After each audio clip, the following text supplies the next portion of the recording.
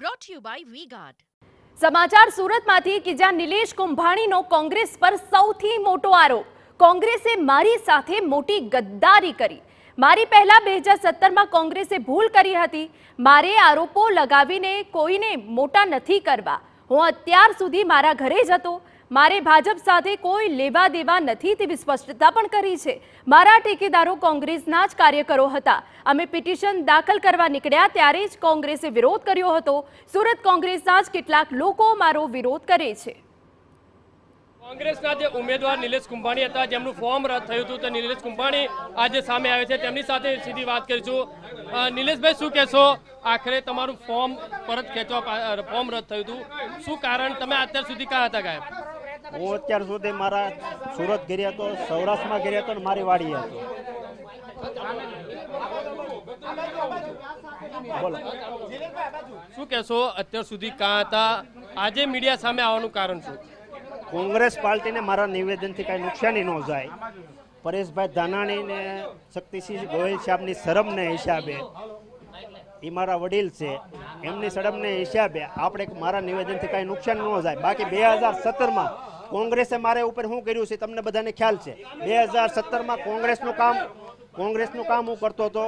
કોંગ્રેસે પણ મને ટિકિટ આપી, છેલ્લી ઘડીએ ટિકિટ કાપી નાખી. એનો વાંધો નથી, પછી મને કહેતા નથી અને મને કહે છે તમે ફોર્મ ભરી આવો. ટેકેદારો જે લોકોએ જે સહી કરી છે, તમારી સમક્ષ કરેલી કે નહીં? નહીં, મારી સમક્ષ નથી કરી. મારે ડોર ટુ ડોરનું કામ ચાલુ હોય ત્યારે હું રાત્રે આવીને મારે ફોર્મમાં સહી કરેલી હતી. મારી સહી ઓરિજિનલ છે. તો ફરી કેમ ગયા? ફરી કેમ ગયા તમારા ટેકેદારો? ફરી કેમ ગયા? મારા ટેકેદારો ફરવાનું કારણ એ, અહીંના નેતાઓ વોર્ડ પ્રમુખો બીજા બનાવે. અમને કોંગ્રેસ પાર્ટી એમ કે તમે બૂથ આપો. અહીંના નેતાઓ કોઈ બૂથ દેવા દે નહીં. અહીંના કાર્યકર્તાને કામ કરવું હોય, કાર્યકર્તાને કામ કરવા ન દે. આમ આદમી પાર્ટીને અમે ઇન્ડિયા ગઠબંધન હિસાબે સાથે રાખીએ અને કામ કરીએ, તો આમ આદમી પાર્ટીના ફોટા લગાડીએ ને એને સ્ટેજ ઉપર લઈ જાય તો એનો વિરોધ કરે. અહીંના નેતાઓ કોઈ પણ અમારી ભાજપમાં જોડાવાના? ભાજપમાં ક્યારે જોડાવાના? અત્યારે કોઈ ભાજપમાં જોડાવાની કોઈ ગણતરી નથી. જે અમારા કાર્યકર્તાઓ, ટેકેદારો, અમારા હિતેશુને સાથે મળી અને ચર્ચા કરીને કઈ રીતે અમારે આગળની રણનીતિ કરવી એ વિચારશું.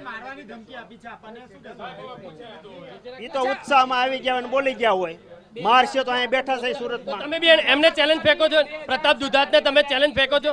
પ્રતાપભાઈ દુધાતને મારવો હોય તો અહીં સુરતમાં હું છું. એ કહે કુંડલા આવે તો હું કુંડલા જાય. એ કે મારે ઘરે આવે તો એની ઘરે જાય. તમે બી ચેલેન્જ ફેંકો છો એમને? એ કે અહીંયા હું જવા માટે ક્યારે.